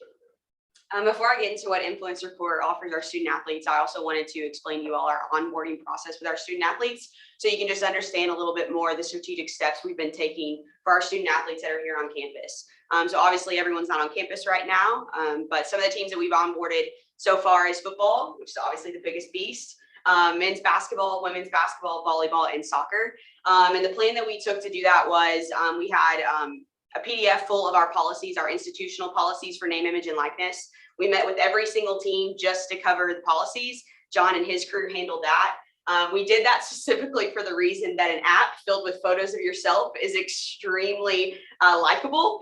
So we had to keep their attention, and we wanted to make sure that they understood the rules that they have to take when doing deals with their name, image, and likeness. So we would meet with each team individually to cover our policies, our biggest rules, which most of you probably would know. Our biggest rule is no institutional marks. They can't use any of that for their transactional activity towards their promotional activity, all the way down to our university colors. It has to be promoting for their name, image, and their likeness, nothing that involves our institutional marks or branding.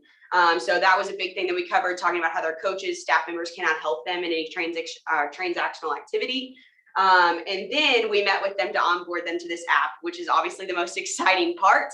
And Influencer has been a great partner so far. They have met on Zoom individually with each one of these teams and explained exactly how to onboard them onto this app. They received a text message prior to that meeting. They would get that text message. They would download the app in the App Store and then immediately log in and immediately see pictures that we had uploaded for their individual content. That was the one thing we didn't want to do, was give them an app with empty content.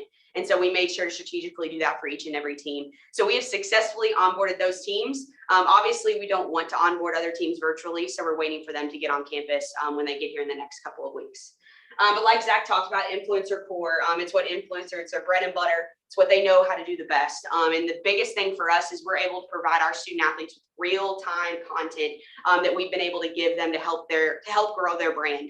That's photos, that's video, that's anything that when they're in a WKU uniform, they are able to receive on this app in real time. What's really cool about Influencer is all we have to do is drop in galleries, and they have an in-app experience that is a facial recognition and jersey number recognition that automatically tags each and every athlete. So if you can imagine, prior to that, we were looking at every single photo with a photo shoot of more than 4,000 photos and grabbing for each and every student athlete, because we do care to give them those photos. It was just a very, very long process with our minimal staff. So this totally is a game changer for us. And it really keeps those student athletes satisfied so that they can have that content to build their brand. Because I think the most important thing is for them to have these transactions in their name, image, and likeness, they must have a good brand. No company wants to work with them if they have 5 followers. And so we're able to provide them with this content so that they can build their brand and they have more opportunities to be able to sell their name, image, and likeness. So that's the biggest part about it. Also, of course, shows them social media metrics, their social media growth. Since they've started using some of this content, they can look back at dates to see how many followers they've grown based on a post. Or something, any specifically that they want to see, they can also see that. They can also see that in Core.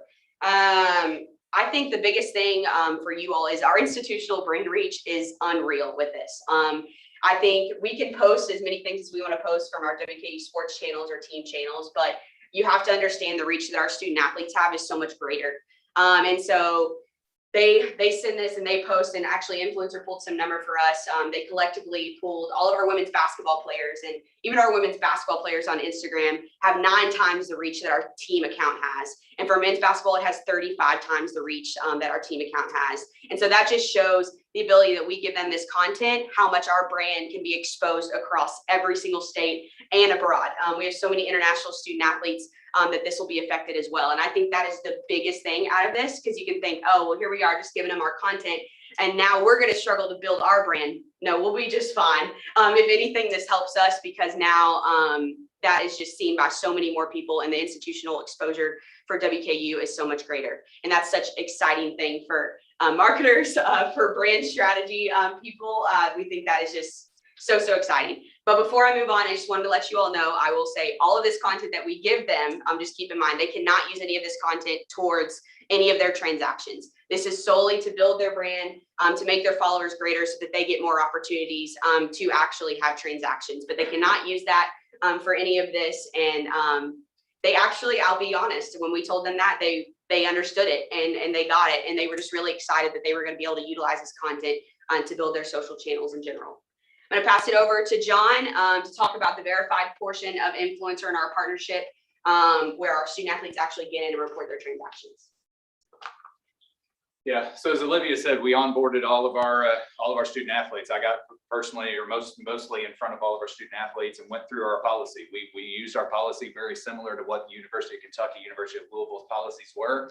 We figured if the policy was good enough for them, it's probably pretty good for us too. So we looked at those, fine-tuned it to what our needs were here.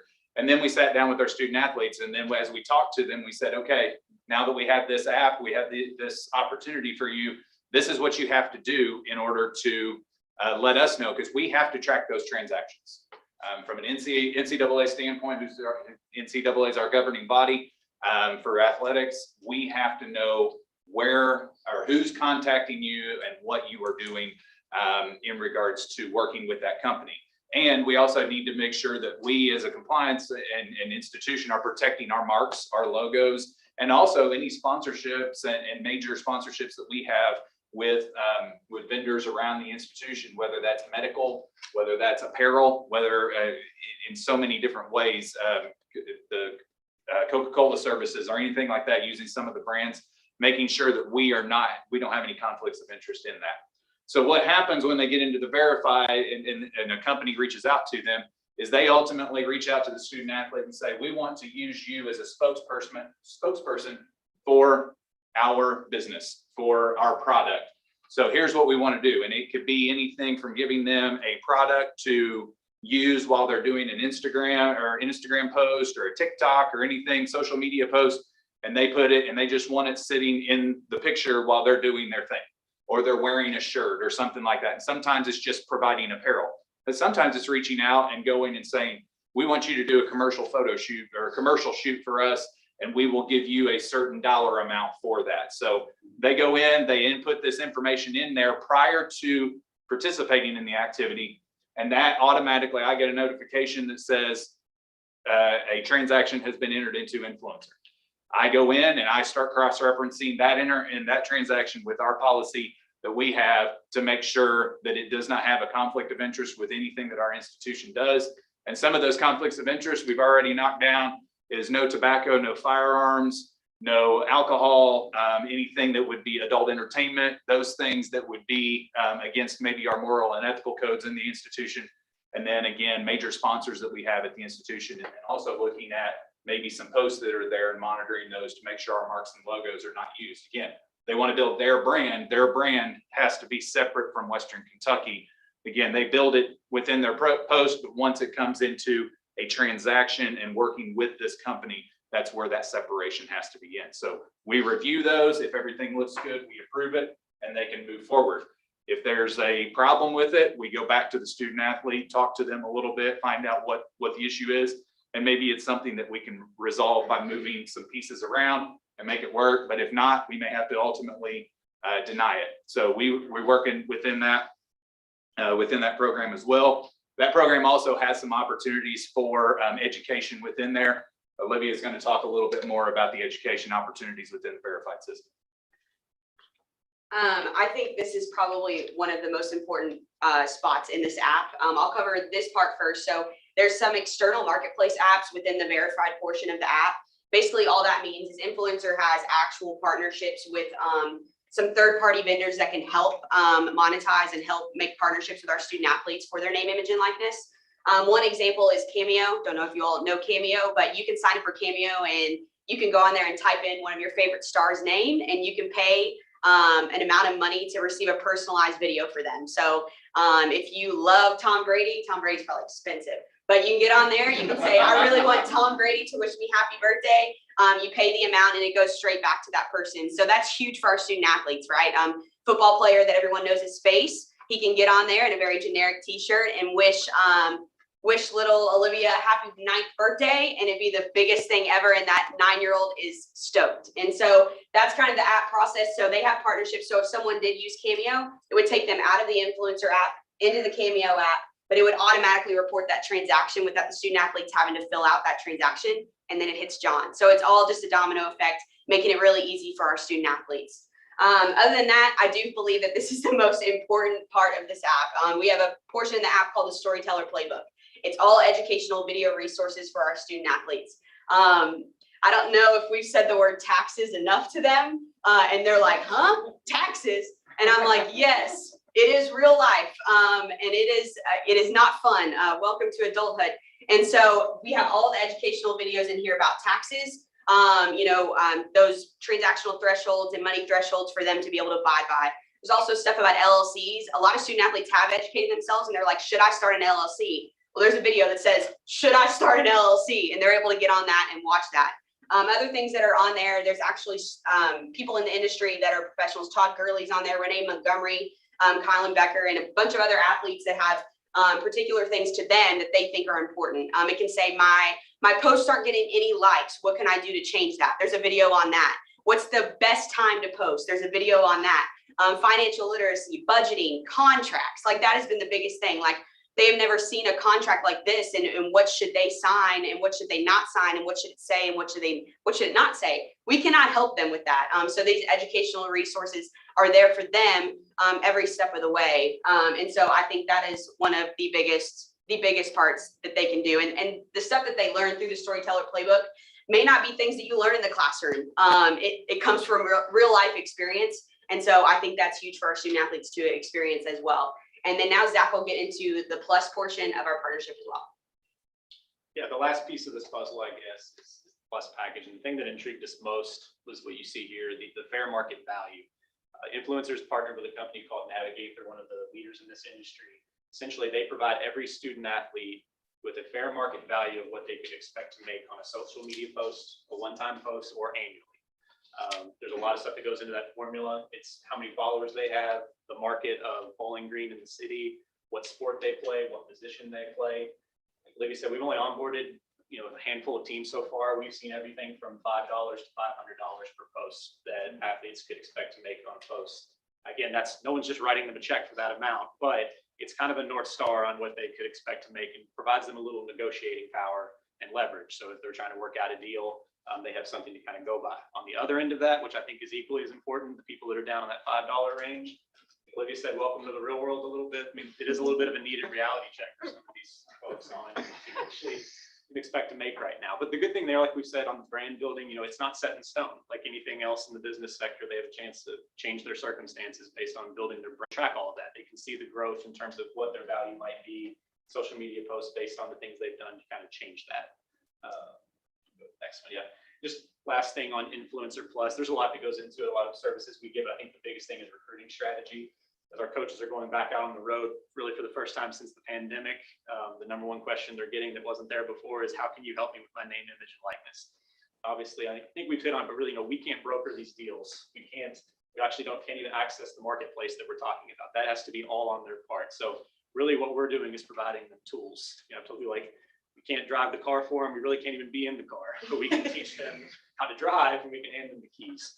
So that's really the biggest part of this. We can actually cater recruiting strategy down to one team or even down to one specific recruit. We can take their social media information, build out not necessarily how much money they can make, but we can do personality profiles, the type of people they're reaching, the demographics, when they should be posting, when they shouldn't be posting, some tangible stuff that our coaches can put in front of recruits to help explain some of what we're doing with this. It's really the basis of it. I know we threw a lot of information there, but any questions on anything? Fascinating. Whole new world. Okay. Just a couple of, just thinking this through, and are we worried or should we be worried about shift in advertising dollars and marketing budgets from institutions that would go to our sports programs, our programs, to going all the way down to the student athlete? Do you want to touch on that? I mean, I think that's the reality of it, that could happen. That hasn't happened to us yet. I don't know that it will here. I do think it's a really good question. I think it will happen. It's probably more likely to happen at an Alabama or an Ohio State. But we're barely a month into this, and that's certainly something we're keeping up. Totally separate question. Is there any education or restrictions that we need to know? So like me, and I kind of touched on this yesterday, if I as a board of region member wanted to have a student athlete say, hey, this is Dr. Spiller's class, you should read the syllabus, he's a great professor. Is there any restriction on community members that are part of WKU entering into these as well? Really, that's where we give a little bit of freedom to our student athletes. Again, we've got to make sure we're following our policy and making sure that we don't cross any lines in regards to our policy. But really, we've even got a part of our educational piece that says you can work with what we call boosters or donors of the institution or representatives of athletics interest or people that work on campus. You can work with those as long as you understand that our marks and logos can't be used during this promotion. They can pay you as long as, again, we would reach fair market value. If they're walking in and you're saying, hell yeah, I want you to read or do a little video that tells the syllabus and I'm going to give you $10,000 for it, that may not be fair market value for them. But again, we've seen anywhere from $500 to $500. It's permissible to do that. We can't have any involvement in that, as we said a few times. Again, they've got, here are the keys. You got to learn how to drive it. You got to learn how to do all this stuff, but we're giving you the tools to educate yourself and how to do it. But yeah, that is an area that they can benefit from. Just kind of think about where this line is. If we said, hey, I'm a student in the Gordon Ford College of Business, and I really love the classes that I've had. Does that cross that line, as they mentioned, or not? Well, we use examples in the meeting as well of when they promote themselves, and for 50, 60 years prior to this, they have not been able to do this. I mean, this has gone all the way back from the inception of the NCAA, is that you can't use your name, image, likeness. And we always joke that a student athlete, a golf student athlete, wanted to give golf lessons. Well, they put a little piece of paper up on a poster and had a phone number and says, get golf lessons here, but they couldn't even put their name on it, which I always looked like third grade art on there and somebody pulling a number. Well, I'm a little scared to pull that out now. Now they can say, oh, get lessons from John McCammon, collegiate golfer, and they can get lessons, but they can't put WKU collegiate golfer and things like that. So that's where, again, we're learning a lot of this as well. It's a fluid situation. We're trying to learn all this information as well. We're getting questions from our student athletes in our meetings. And again, we're saying, this is new to us as well. We're learning just as much as you are. Let us go back. We're using peers at other institutions as well and asking a lot of questions, and a lot of questions are flying all over across the nation. So yeah, those areas. The thing I would point out that this isn't just a challenge for us. I mean, this is a challenge nationwide. In a perfect world, there would have been very clear NCAA guidelines on this, and or there would have been federal legislation saying, answering specific questions. There was none of that. And so everybody, all 355 schools, are trying to navigate this as best as possible with absolutely zero guidance from above. And so these three, again, they've done a terrific job. I feel like we're in as good a place as we could be right now, given the landscape. But there will have to be some adjustments made. There'll be some learning as we go. And it may take an entire year. It may take the entire 21-22 school year of going through the complexities of this and the various things that will come up, many of which we've thought about, some of which we haven't. And before we really have some clear guidance on every scenario that may come up. I have a question, something you comment on, just for clarification. So Shane says, I'll give you 10 grand to talk about my syllabus. Okay. Probably high. Okay. So what happens? So I put it in the system. I want the 10 grand. Do you all evaluate and say, and that seemed awful high, you can't take the deal? That, I mean, again, learning a lot of these situations right now. And again, talked about the guidance that we've got. On June 1 or July 1, everybody knew the name, image, likeness for several states in the nation had laws in place. Kentucky was not one of those at that time.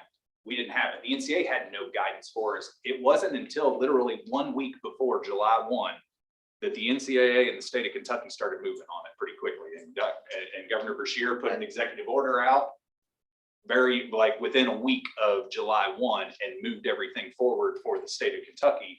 But it was being talked about, but nothing was set in place. So again, no benchmarks, no guardrails or anything of what really to work with.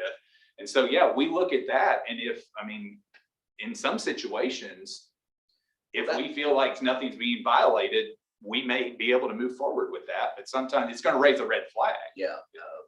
I mean, very good questions here. they're hypothetical right now. They won't always be hypothetical. I think in the event that George, like what you said, something that just appears to be way out of line, what we would do if there was a literal case here, we'd hit the pause button and That's really we what look into it a little bit. Yeah, that's what I'm trying to get you, because when you make the comment that I can deal with boosters, I can deal with other supporters, you know, their interpretation of market value changes versus Shane said, I'll give you $500 if you say my syllabus is good. And that's the part that I guess that I'm getting nervous about. is Market that- value, what anybody's willing to pay. That's exactly right. And there's what position to put you all in to say, hey, George, you can't. This feels like dealing with a virus that's mutating every day. A bit intricate, but Regent Franklin has. Zach, couldn't you make a reference though to that third party group that is sort of this reference point for fair market that is sort of a protector of the athletes and athletics department, right? I mean, there's a group that they can go as a reference point, third party. Yeah, like I said, that's kind of a barometer for every specific student athlete. Again, fair market value is what you make it. That doesn't mean they're gonna get less or more. I guess logistically, kind of answer that question, when something comes in, I don't know if we were clear about that, it will go to Sean's compliance office, not necessarily already approved. He can send it back to them for more questions. They have a note section on there for every transaction. We encourage them to put as much information as possible. But if something seems a little out of line, John's easily going to send it back to them. Hey, you're gonna have to explain to me why this here is there. Navigate says your fair market value is this. It's X number of times above that. Why did you all come to this agreement? So there are some checks and balances there for John. One more question or comment before we take a bathroom break, 5-minute bathroom break, and I'll let President Caboni have the final thing, and then people can talk during the break if they like. I think the other challenge for higher education generally is, and athletics in particular, is the notion of pay to play, right? And so when you think about inducements to recruits to come to an institution, that has been you can't do that, right? It's against NCAA policy, and you still can't do that. But there are things that have been approved that are getting really close to that when you look at them. So, for example, University of Miami, there is a group that has given the football team enough money where every player will have a $500 a month stipend for the entire team. Was that $6,000 a year? Is that pay to play? If I go to Miami, I know that I'm going to have $6,000 a year, $500 a month stipend. That's pretty close to it. NCAA says, no, that's good. So we're in a really weird place. Well, and the tough part about this is that we've literally almost overnight gone from a situation where there were a lot of rules and regulations to almost like flipping the switch and then overnight there aren't. It's not like it's been a gradual phase in. It's just been literally from June 30th to July 1, everything changed.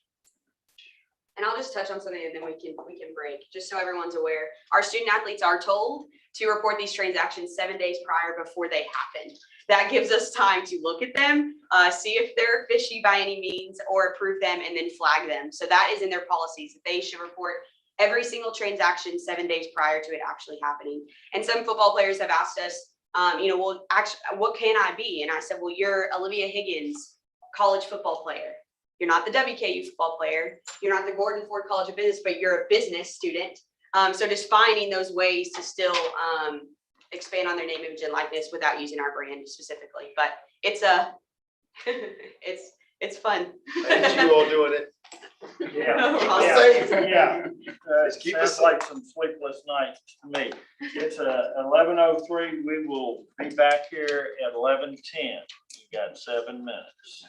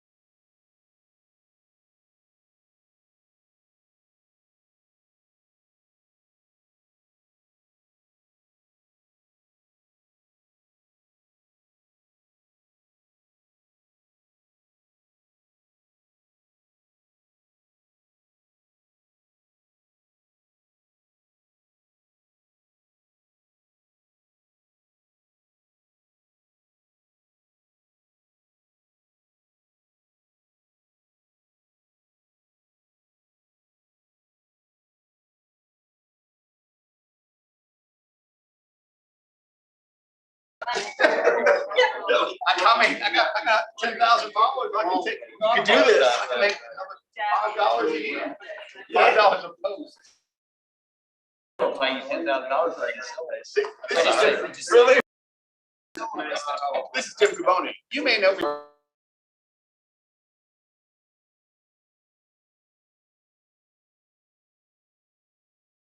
We have everybody back in place. I make a motion to go into closed session pursuant to ARS 6110(1)(b) for deliberations on the future acquisition or sale of real property. I now move that we enter into closed session for limited discussion. No action will be taken in closed session. Second. Have a motion and a second to go into closed session. All those in favor say aye.